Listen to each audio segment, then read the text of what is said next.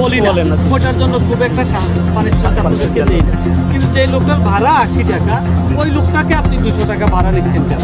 আপনি তো লোকটাকে যখন সাটুরিয়া নামাচ্ছেন ওখান থেকে তো একজন প্যাসেঞ্জার উঠবে, আর তাছাড়া আপনি তো গাড়ি ফুল যাচ্ছেন, সারা বছর তো হাফ যাইছে। হ্যাঁ, আর এখন স্যার ওইভাবে সিটিং করে দিচ্ছে, এখন স্যার একদম সিটিং করে পুরো যাত্রী লুক করতে দেন স্যার। এখান থেকে সিটিং করার পরে না, আপনি এখান থেকে সিটিং আপনাকে কে পারমিশন দিচ্ছে? আমি তো আপনাকে রুট পারমিট দিচ্ছি, এখান থেকে সাটুরিয়া যাবেন, সাটুরিয়া থেকে নাগরপুর যাবেন, অথবা সাটুরিয়া থেকে পাটুরিয়া ঘাট যাবেন।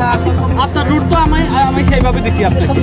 হয়ে যায় কারণ ওই যে খালি আসে না, ব্যতিক্রম যেটা ওটা আপনাদের সুযোগ সুবিধা দিচ্ছি। যেমন এই গাড়ি আমি চাইলে কিন্তু আপনি এখন যাইতে পারবেন, কিন্তু আমার যেটা সুবিধা আপনি দিতে হবে সেটা আমার প্যাসেঞ্জারদের আপনি সুবিধা দিতে হবে। তাদের উপর আপনি অতিরিক্ত ভাড়া আদায় করতে পারবেন। আপনার একটা সুবিধা আমি দিচ্ছি, ঠিক আছে?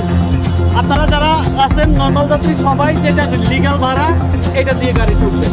এরপরে যদি আপনারা কোনো ধরনের কমপ্লেইন পান, আমাদের বিআরটি এর মোবাইল কোড আছে এখানে, এই যে আমাদের আর্মির সদস্যরা আছে এখানে, আর্মি অফিসাররা আছে, আপনার পুলিশ আছে, আপনারা তাদেরকে জানাবেন, আমরা সাথে সাথে তাদের বিরুদ্ধে অ্যাকশন নেব। 5,000 টাকা জরিমানা।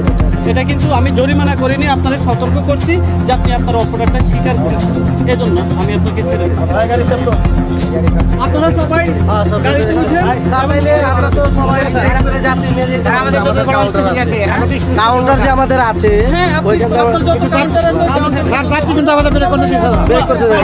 যাত্রী কিন্তু বের করতে হবে। ভাড়াভুরি করে। আর যাত্রী কিন্তু গাড়ির মধ্যে গালাগালি করে বা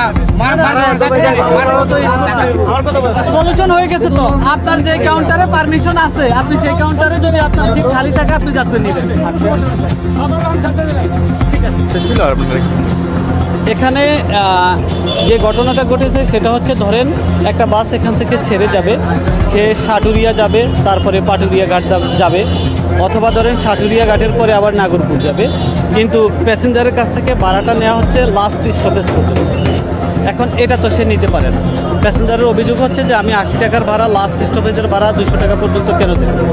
তো আমরা এখন ওদেরকে এই বিষয়ে সতর্ক করেছি এবং একটা জরিমানা করেছি তাদেরকে, যে তারা যে স্টপেজের লিগ্যাল ভাড়াটা আছে সেইটাই নিবে, এর অতিরিক্ত ভাড়া দিতে কেউ দিবে না এবং ওনারা নিতে পারে।